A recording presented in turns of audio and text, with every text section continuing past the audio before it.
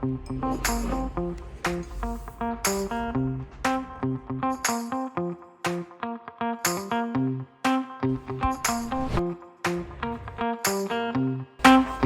que tu vois là, c'est le script de ma vidéo. Donc, les points essentiels que je vais te donner, c'est parler de ce que c'est que la blockchain. Tout ce qui est central dans cet univers crypto, en fait, c'est la décentralisation. C'est la blockchain qui permet tout. Donc, on va discuter un petit peu de ça. Ensuite, je vais t'expliquer ce que sont les DAO. Ça va être les organisations qui sont les plus décentralisées au monde, sans aucune intervention humaine. Et donc, il y en a très peu en réalité encore actuellement. Et aujourd'hui, on a plutôt des modèles qui vont être hybrides entre les entreprises classiques que tu connais et des entreprises qui sont décentralisées. Donc entre les DAO, on a un peu ces modèles-là qui sont hybrides. Et ensuite, t'expliquer le lien entre ça et les cryptos en tant que tels, les cryptos sur lesquels tu investis. Et ça va faire une grosse vidéo, je pense.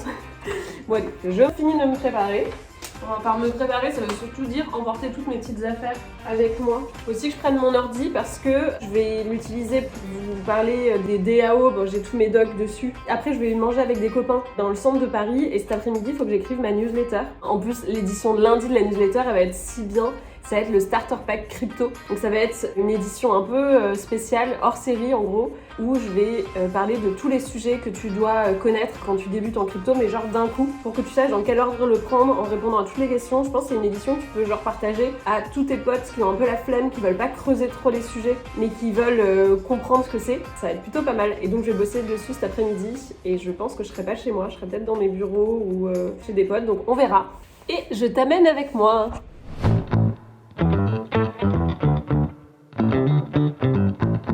Le premier truc qu'il faut qu'on se dise, c'est que l'écosystème crypto, c'est un écosystème qui est basé sur le système de la blockchain. Et la chose qui est importante à savoir, c'est que c'est un système qui est totalement décentralisé. Donc ça, on l'a déjà vu dans la vidéo blockchain, ça veut dire que, en fait, il n'y a pas un acteur central qui détient des informations, que les informations, elles sont disponibles et visibles de tous, parce qu'elles sont écrites dans la blockchain. Ça, c'est vraiment le point central. C'est que toutes les informations, particulièrement les transactions, mais même les informations plus complexes, elles sont enregistrées dans la blockchain. J'ai du mal à freiner avec ce vélo. Et la blockchain, c'est un grand livre de comptes. Donc c'est une technologie en fait qui est accessible et visible de tous, qui est un grand livre de comptes. Jusque-là, je pense que c'est clair. Et je te dis ça parce que la blockchain, c'est le premier en fait des projets crypto. Parce qu'une blockchain, donc on l'a dit, c'est un livre de compte dans lequel on va enregistrer des données qui va permettre aussi à des applications en fait de s'écrire sur ce livre de compte là. Donc c'est le premier projet crypto qui existe. Et la première qui a existé de blockchain, on l'a dit, c'est le Bitcoin.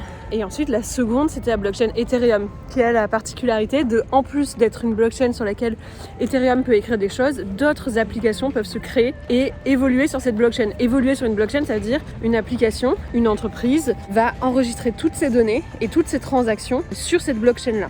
Donc c'est pour ça que la blockchain, c'est le premier des projets crypto. On appelle ça aussi un protocole. Et les projets crypto, donc c'est des genres d'entreprises en fait qui ont un objectif dans l'univers crypto.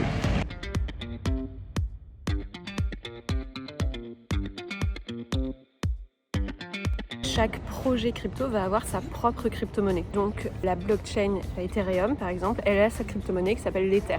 La plupart des crypto-monnaies servent en fait à porter le projet crypto sur lequel elle est construite, vraiment à créer un écosystème. Ok, je vais te donner deux exemples. Le premier, ça va être Ethereum. Sur la blockchain Ethereum, là où c'est très malin, c'est que la blockchain, donc un des premiers projets crypto qui te permet d'aller encoder des informations, à chaque fois que tu fais un transfert de quelque chose qui existe sur la blockchain, eh bien, tu dois payer en Ether pour que cette information soit enregistrée dans la blockchain. Ça veut dire que tout le monde en fait utilise l'Ether et donc c'est pour ça que la crypto-monnaie Ether a une croissance de maboule parce que tout le monde l'utilise. Tout l'écosystème Ethereum est basé sur la fonctionnalité, la valeur ajoutée de la blockchain Ethereum et l'utilisation de l'Ether pour faire marcher la blockchain. Je ne sais pas si c'est assez clair. Bon, ça marche aussi sur les brokers. Donc les brokers, ce sont ces outils qui te permettent d'acheter des cryptos. Donc tu vas avoir des brokers centralisés, donc c'est des entreprises classiques qui ne sont pas enregistrées sur la blockchain, mais qui vont travailler en fait avec des cryptos qui vont être décentralisés. Donc par exemple Binance, qui va avoir sa propre crypto-monnaie qui s'appelle le BNB. Ou alors des brokers qui vont être totalement décentralisés, donc par exemple SushiSwap, qui te permet pareil, de la même manière en fait d'acheter des cryptos, mais qui est totalement décentralisé sur la blockchain et qui va avoir sa crypto-monnaie qui s'appelle le sushi.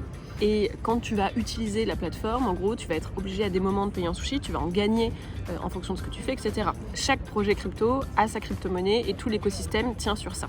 On peut peut-être rajouter un troisième exemple.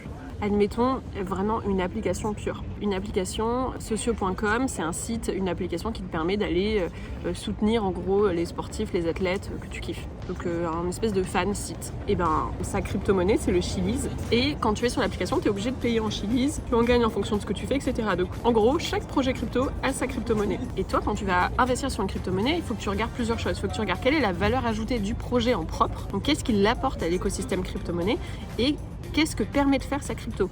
Mettons que sa crypto, elle permette uniquement de payer des trucs sur l'application, mais que cette application-là, elle n'est pas super utilisée, ben en fait, tu as peu de chances que ta crypto, elle prenne de la valeur. En revanche, si elle te permet de payer les trucs sur le site et en dehors, d'avoir un droit de gouvernance et qu'en plus, c'est une application qui est majoritairement utilisée pour X ou Y raison, bah là, ta crypto, elle a beaucoup de chances de faire la croissance. C'est pour ça que c'est super important de comprendre les différents domaines qui existent dans l'univers crypto et quelles sont les valeurs ajoutées qu'apportent les projets en tant que tels.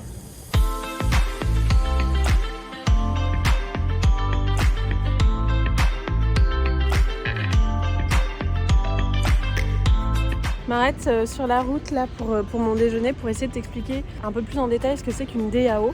Une DAO, ça va être une entreprise dont l'ensemble des actions, vraiment 100% des actions qui vont être faites par cette entreprise, sont enregistrées et prévues à l'avance dans le code de l'entreprise, qu'on appelle les smart contracts. J'en ai peut-être déjà parlé de ça.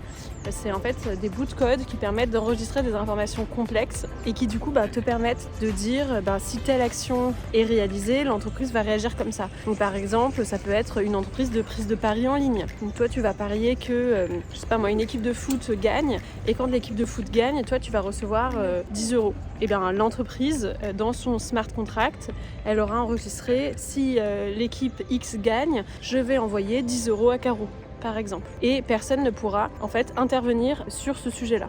J'en ai peut-être déjà parlé, mais dans ma précédente boîte que j'avais créée, j'avais un salaire et on avait enregistré dans mon pacte d'associés, qui est en fait un peu le smart contract d'une entreprise classique. Donc c'est un contrat que tu as avec tes actionnaires, que quand on aurait dépassé, je sais plus combien c'était, peut-être 100 000 € de chiffre d'affaires, je pourrais revoir mon salaire à la hausse de tant de pourcents. Au moment où on l'a fait, la seule condition qui était inscrite dans mon pacte d'actionnaires, c'était que je devais envoyer un mail à mes actionnaires pour les informer de ça. Et quand je l'ai fait, clairement, mes actionnaires, eux, ils m'ont répondu en me disant « Non mais attends Caro, c'est pas trop tôt, franchement, tu devrais pas réinvestir cet argent plutôt dans l'entreprise, etc. » Donc en fait, ils avaient aucun droit de revenir sur ce qu'on s'était dit, mais ils ont utilisé un pouvoir qui existe dans l'univers, qui est un pouvoir vraiment de persuasion, même un petit peu de, comment est-ce qu'on dit ça ? D'intimidation, pour essayer de m'empêcher de faire ce qui avait été convenu dans notre contrat. L'idée en fait de la blockchain et des DAO et des smart contracts, c'est que ce genre de choses, ça n'arrive pas. C'est-à-dire qu'il n'y a pas de moment où quelqu'un peut intervenir en off dans une situation qui a été définie à l'avance, parce que les enjeux sont plus les mêmes, parce que des égos jouent, etc. C'est à partir du moment où c'est écrit, c'est fait dans tous les cas. Et donc si mon entreprise à moi, ça avait été une DAO, automatiquement, j'aurais reçu mon nouveau salaire sans avoir à me battre avec mes actionnaires. Et en plus de ça, tout le monde aurait été informé comme il faut, parce que ça aurait été enregistré sur la blockchain, tu vois. Je sais pas si ça t'aide comme exemple pour comprendre, mais en tout cas moi il faut que je reparte parce que sinon je vais être à la bourre pour mon déj.